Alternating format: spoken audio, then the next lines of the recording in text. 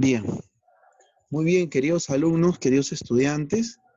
Estamos en un bonito mes, un mes que siempre en la cual anhelamos muchísimo.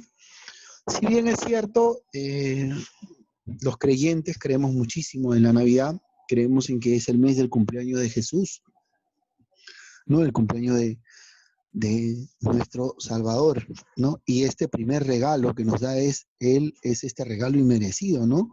Que Él llega a la tierra para el perdón de nuestros pecados. Es nuestro primer gran regalo. Y con este mensaje quiero decirles de que nos ha tocado vivir un tiempo en el cual vamos a entender el propósito del por qué la Navidad, del por qué vamos a entender una celebración como tal, ¿no? Yo estoy seguro que por ahí de repente quizás no sabían acerca de este primer gran regalo que es Jesús. A pesar de ser su cumpleaños, hoy en el mes de diciembre, su nacimiento, ¿no? También entender como ese primer gran regalo que nos da papá. Entenderlo por eso. Entonces, vamos a aprender con esta nueva forma de vivir, con este nuevo estilo de vivir que nos ha tocado pasar a todos. Y yo también me sumo, ¿no? Entender, pues, el verdadero sentimiento, el verdadero propósito para la Navidad hoy en día. Espero que sea así, espero que usted lo pase bonito en casa. Es el mensaje de toda la familia de Bridges School, ¿no? Para ustedes. ¿Y quién les habla? El profesor encargado del curso de Historia Universal, el profesor Jesús Narro Vázquez. Vamos a continuar con nuestras labores académicas partiendo de este primer bloque, el bloque número 1, bloque para alumnos de primer año de secundaria, ¿no? Donde vamos a partir y recordar uno de nuestros primeros temas, ¿no? Recordar los orígenes, ¿no? De esta edad moderna, cómo se presenta la edad moderna después de la Edad Media, cómo cambia las cosas en esta edad moderna y qué trae consigo la edad moderna. Si bien es cierto, trae un saco de movimientos y trae un saco de ideologías importantes para Europa, del tiempo en el cual estamos hablando. Entonces la edad moderna va a traer consigo muchos cambios. Eso quiere decir que, profesor, después del siglo XV, prácticamente en adelante, hasta el siglo XVIII, ¿no? Hacemos la aclaración, ¿ah? Ojo que estamos abarcando siglo XVIII, parte de la edad contemporánea, ¿ya? Pero vamos a fijarlo como tal, porque marca el inicio del siglo XVIII también de la edad contemporánea, ¿eh? Siempre recalcando. Entonces, la edad moderna es vista como el tiempo de cambios. Cambios en todos los aspectos, culturales, políticos, religiosos, sociales. Todo esto va a ir cambiando, se van a ir presentando diferentes tipos de cambios. Nosotros decíamos que vamos a hablar de cambios culturales, religiosos, políticos, pero entre los más importantes, los cambios culturales y religiosos y los políticos. Los artísticos también van a tener gran relevancia, pero todo ello va a englobar dentro del desarrollo de la edad moderna. Y eso nos va a permitir a cada uno de nosotros tener claro cómo se presenta esta edad moderna, que va a ser uno de los primeros. Las monarquías se van a fijar, recordamos también que estas monarquías pues están aprovechando este tiempo para fijarse e ir haciéndose de lado de ese régimen llamado feudal y de los señores feudales, ¿no? Y de esta nueva clase social llamada nobleza, la cual va a estar muy allegada, que va a prácticamente compartir la cúspide con el clero, y la burguesía va a tener menos estatus. Entonces, estamos viendo la época de cambio de la edad moderna, donde las monarquías y los estados se van a, como dice su palabra, a modernizar, ¿no? Y esto se va a presentar a raíz de dos grandes revoluciones. La primera revolución industrial, que le hemos tocado, ¿no? Y la segunda revolución industrial, que va a quedar pendiente para tratarla a posterior, como se dice. Dice, tenemos uno de esos primeros movimientos importantísimos de la edad moderna, que es el humanismo. Este movimiento cultural importantísimo, que es prácticamente iniciador de un nuevo movimiento y a la vez precursor, que va a buscar una reforma. Entonces vamos a tener tres temas importantes que van a venir en el examen. 1, el humanismo. 2, el renacimiento. Y 3, la reforma. Y como tal, para no perder la hilación, la contrarreforma. Tenemos ahí marcados estos 4 puntos en los cuales van a venir en el examen. Temas puntuales, temas que vienen también en los exámenes de admisión, las preguntas concernientes a esos temas. Profesor, ¿vamos a dejar de lado las monarquías de Luis XIV y de Luis XVI? No. También las vamos a tocar, van a ser consideradas, como también la Revolución Francesa, la independencia de las 13 colonias y con el cierre de la Guerra de Secesiones. Entonces, todos estos temas que son relevantes para la historia universal y sobre todo para los alumnos de tercer año de secundaria, son los temas que vamos a tocar. Italia va a ser el testigo de estos movimientos del humanismo y tanto del renacimiento, del humanismo más que nada, va a ser testigo de este movimiento que se va a iniciar. Pero se inicia en Florencia, lo tenemos claro, y el humanismo abarca diferentes regiones, ¿no? Y recuerden ustedes que el humanismo abarca estas regiones a raíz de ¿qué? A raíz de la invención de la imprenta. La imprenta va a jugar un papel importantísimo en el desarrollo y la expansión del conocimiento del humanismo, ¿no? Y prácticamente va a permitir que el humanismo no fije focos de centros humanismos y a la vez también no permitan que se posicionen. A la par, va a haber una pelea entre Francia, recuerda, entre Francia y Alemania por la autoría de la imprenta, ¿no? Claro que después se le va a atribuir a Gutenberg, pues, la invención de la misma. Es importante entender que el humanismo va a presentar características propias, ¿no? La búsqueda de que el centro del mundo ya no va a ser Dios, sino va a ser el hombre, ¿no? Esa visión que va a tener el humanismo y que va a plasmar, ¿no? Y que va a buscar y va a dar pie a que el Renacimiento revalore las antiguas artes, ¿no? Que va a fijar estas bases, ¿no? El humanismo quiere que regrese la cultura clásica, ¿no? La greco-romana, el arte greco-romano, ¿no? Este arte, pero ya no como en aquellos tiempos, sino reflejado en la otra parte artística, ¿no? Las pinturas, ¿no? Donde van a replicar y van a hacer prevalecer ese arte greco-romano. Importante porque también van a recuperar todo esto. A eso se va a sumar, como le dije, el tiempo va a ser moderno, se va a prender una luz, un foquito en el cual van a surgir nuevas ideas, la búsqueda de la investigación, ¿no? El uso del método científico en base a uno de los primeros principios, que es la observación, va a ser básico para este tiempo, ¿no? Que van a desarrollar los grandes humanistas. Le decía a ustedes que iba a haber una gran pelea entre Francia y Alemania, ¿no? Prácticamente por la invención de la imprenta, se le va a atribuir a Gutenberg recién en 1940, ¿no? Y después él es llamado como el padre de la imprenta. Pregunta de examen clavado, ¿no? ¿Quién es el padre de la imprenta? Gutenberg, ¿no? Gutenberg favorece muchísimo a la expansión de los movimientos, de los pensamientos, de los movimientos, a raíz de que ya la producción de libros será mucho más rápido y esto va a permitir pues que lleguen a otros espacios, ¿no? Y sobre todo pues se termine de divulgar el conocimiento del método científico, ¿no? El pensamiento humanismo, las costumbres de la iglesia. Recuerden ustedes que una de las reformas que pide Martín Lutero fue difundida, ¿no? Gracias a la imprenta y se pudo conocer y llegar a otros estados, ¿no? Por ejemplo, Enrique VIII supo de las reformas de Martín Lutero gracias a la imprenta. Igual, ¿no? Uno de sus seguidores, Juan Calvino, también pues llevó este territorio a otros nuevos estados para poder realizar su propia, ¿no? Su propia reforma protestante. A eso se va a sumar que en el mundo, en Europa, por así decirlo, en Europa se va a desarrollar un nuevo movimiento, como se dice. Gracias al humanismo surge este nuevo movimiento. ¡Ey! Ojo, segundo tema, ubicación espacio-temporal. Segundo, humanismo. Tercero, renacimiento. Estamos abarcando el tercer tema, chicos, atentos.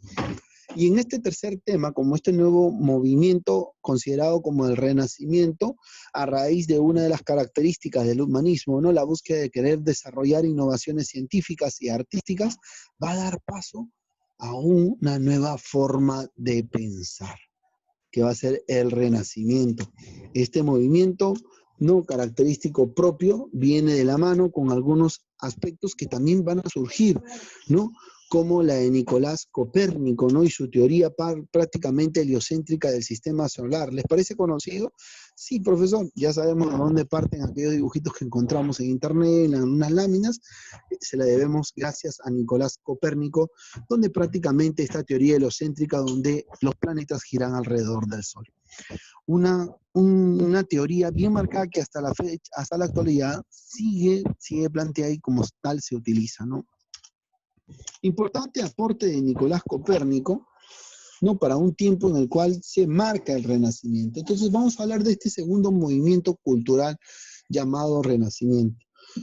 Si bien es cierto, la ciudad de Florencia, ¿no?, prácticamente es testigo, ¿no?, en Italia del surgimiento de este, pero este mismo Renacimiento va a coger, como se dice, mayor importancia, mayor fuerza, va a agarrar, como se dice, valor, despliegue, y va a fijar uno de sus tiempos más esplendorosos, llamado como el Cinquecento, que se va a realizar en Roma, ¿no? Y eso prácticamente va a influenciar mucho por la Iglesia Católica. La Iglesia Católica va a jugar un papel importantísimo durante este desarrollo. Recordemos que comparte la pirámide social con los nobles y la corona, en pocas palabras, ¿no?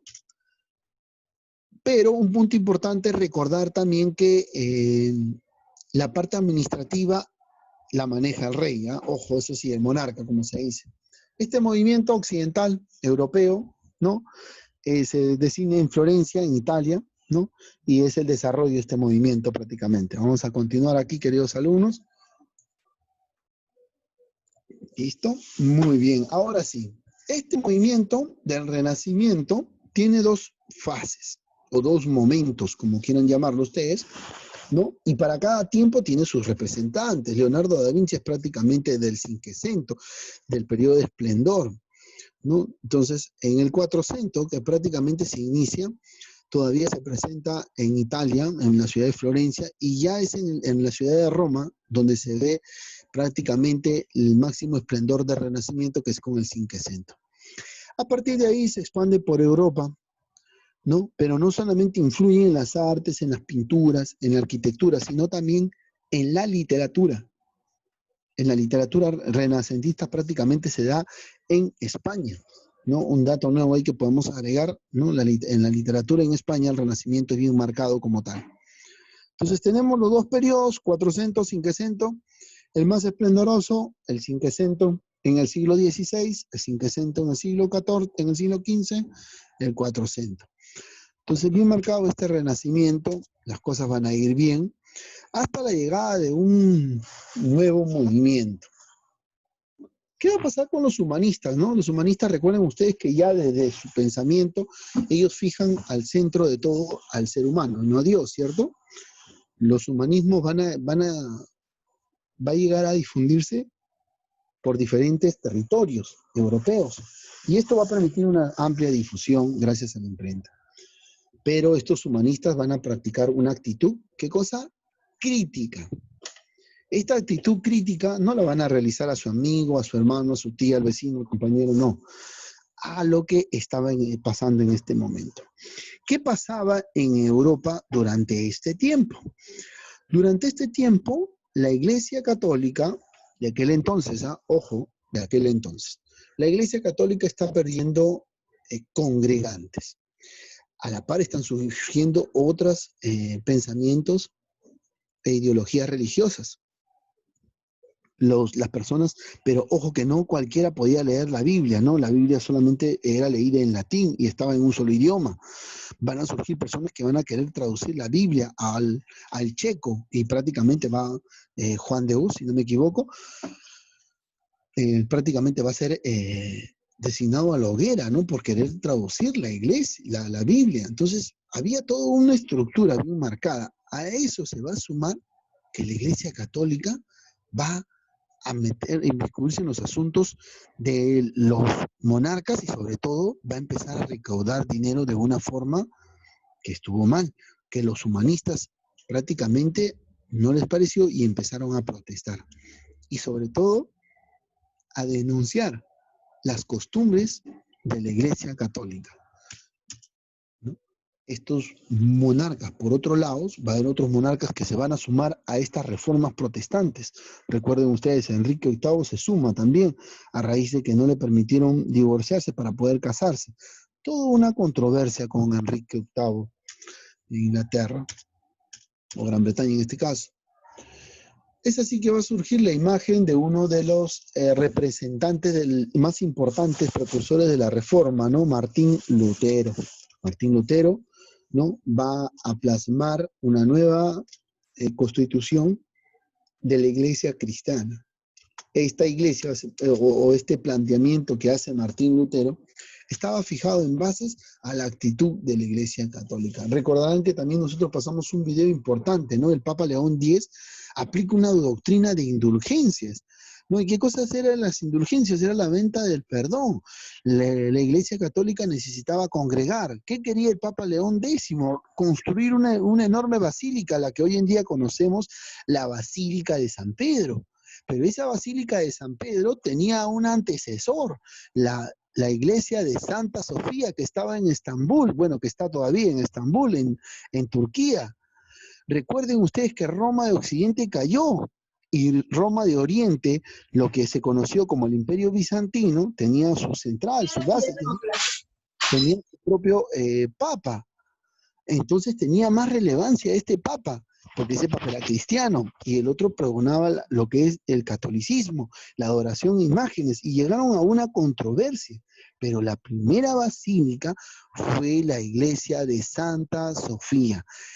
Lo que quiso hacer el Papa León X, o el León X, quiso construir una basílica. Entonces, para construir la basílica necesito arquitectos. Busco a los arquitectos más renombrados, busco a los personajes más importantes que diseñen todos. Pero para construirla, ¿qué necesito? Necesito money, ¿cierto? Entonces, aplicó toda una serie, todo un plan para poder recaudar prácticamente dinero para poder realizar esto. Y esto fueron una de las cosas que Martín Lutero no le parecía, no le gustaba, muy a pesar de eso que también se adoraba imágenes. A eso se sumaba de que empezaron a vender el perdón. No, no ganan ahora. Empezaron a vender el perdón y la absolución de los pecados, y eso prácticamente no le gustó a Martín Lutero. Entonces, Martín Lutero empieza a plasmar sus 95 tesis y Martín Lutero empieza a protestar. Por eso surge la reforma luteriana, ¿no? Promoviendo una reforma de la Iglesia Católica que se veía viendo o que venía situándose hasta este momento. Se van a sumar dos más, uno de ellos seguidor de Martín Lutero, que fija su doctrina protestante, que es Juan Calvino, con el calvinismo. Él lo hace en Suiza, en Holanda, y por otro lado tenemos la anglicana, ¿no? El anglicanismo por parte de Enrique VIII, este rey de Inglaterra. Él va a romper prácticamente con los estilos espirituales de la Iglesia Católica porque quiere divorciarse para casarse con una doncella de palacio, ¿no? Con la cual prácticamente tampoco tuvo hijos varones, ¿no? Y después se volvió a casar. Entonces, como no le dieron el permiso, el Papa no le dio la autorización para poder volver a casarse, ¿no? Y aceptar el divorcio, pues él rompe palitos y forma su religión, la religión anglicana de Enrique VIII, religión que sus hijos fueron manteniendo con el paso de los años. Ojo, no es que murió el papá y se quedó ahí, ¿no? Ante esta situación difícil que está pasando la Iglesia Católica, van a firmar un acuerdo de paz, ¿no? Entre el rey Fernando, prácticamente de Hamburgo, y ¿no? representante del emperador de Carlos V, que prácticamente van a fijar un acuerdo el 25 de septiembre de 1555 en la ciudad de Hamburgo, Alemania. Esto va a definirse a través de un concilio, ¿no? Recuerden ustedes que Carlos V y su primo Fernando I de Hamburgo van a buscar siempre consolidar la paz entre los reformistas y la Iglesia Católica, ¿no? Y ambos van a plasmar su punto de vista, qué debe haber y qué no debe haber, ¿no? Por un lado, cogemos un hito, por un lado uno reconoce la obediencia del Papa, otro no reconoce la autoridad del Papa, otros debe haber una libre interpretación de la Biblia, y otros dicen que no, que solamente debe leerse en latín y que sea por los obispos o padres o párrocos en este caso, ¿no? Y la Iglesia Católica va a preocuparse ante estas reformas protestantes que se van a dar, van a aplicar una reforma, o sea, la Iglesia, para la historia universal conocida como la Contrarreforma, y para la Iglesia Católica como la Reforma Católica, donde la Iglesia va a hacer cambios profundos, ¿no?, acerca de los miembros, en los hábitos y costumbres de la Iglesia Católica. Ahí va a partir el punto donde van a cambiar las cosas. Esta reforma protestante de Martín Lutero ya prácticamente había debilitado la Iglesia. A esto se va a sumar las acciones que van a realizar. Entonces va a surgir este nuevo movimiento que es conocido como la Contrarreforma, propio de la Iglesia Católica, y va a tener un fin y un final gracias al Concilio de Trento, en el año 1545 a 1563, donde fue convocado por el Papa Paulo III, para entablar la reconciliación entre católicos y protestantes, y esto marca el despliegue de lo que se venía a venir, el fin de la reforma protestante, entre comillas, ¿no? Y tenemos ahí un esquemita importante para ustedes, que lo puedan tener, de todo el despliegue de la reforma cristiana, ¿no? Cómo se da la reforma protestante y quiénes son los representantes, y la reforma católica como tal. Importante que ustedes tengan esta imagen clara, ¿no? Ya saben dónde está y encontrarla como tal. Consecuencia de esta reforma, el Papa deja ser el centro de la religión, ¿no? Prácticamente aparecen nuevas iglesias porque se da pie, la luteriana, la calvinista y la anglicana, ¿no? Se da una serie de conflictos católicos y protestantes que desenlaza la guerra de los 30 años, ¿no? Surge una migración judía y se da el primer cisma de Oriente, ¿no? Prácticamente, el segundo cisma de la Iglesia Católica, el cisma de Occidente. El cisma de Oriente es cuando se separa la Iglesia Católica Apostólica Romana y la Iglesia de la Nueva Roma, se recuerda, ¿no? La Iglesia Ortodoxa en este caso. Entonces, para aplicar esa reforma de la Iglesia Católica, la Iglesia aplica 3 aspectos muy importantes. La compañía de Jesús, ¿no? La compañía de Jesús, la anterior acá, estos jesuitas, la compañía de Jesús, aplica también la Santa Inquisición, ¿no? Y por último termina con los concilios que prácticamente definen la reforma católica, ¿no? La compañía de Jesús, la cual la aplica San Ignacio de Loyola militarmente, que es una reforma.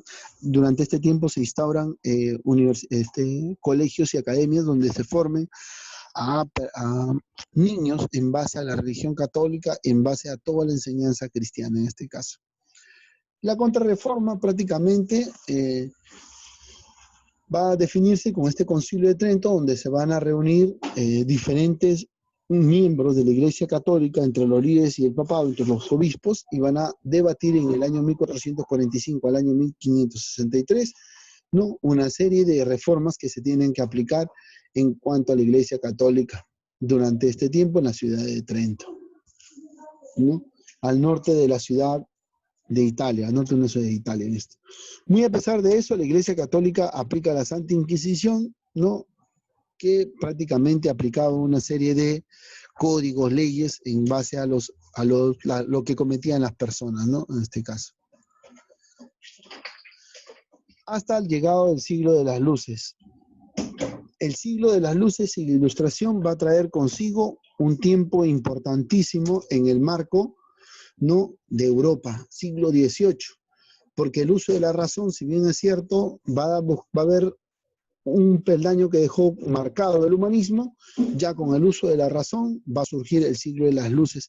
El pensamiento va a cambiar porque se van a dar nuevos principios en el marco de la ilustración, ¿no? Y esto va a permitir que se realice una de las más grandes obras, uno de los más primeros diccionarios, que va a ser la enciclopedia, la obra más representativa de este siglo de las luces, sin duda alguna, ¿no? En el siglo XVIII,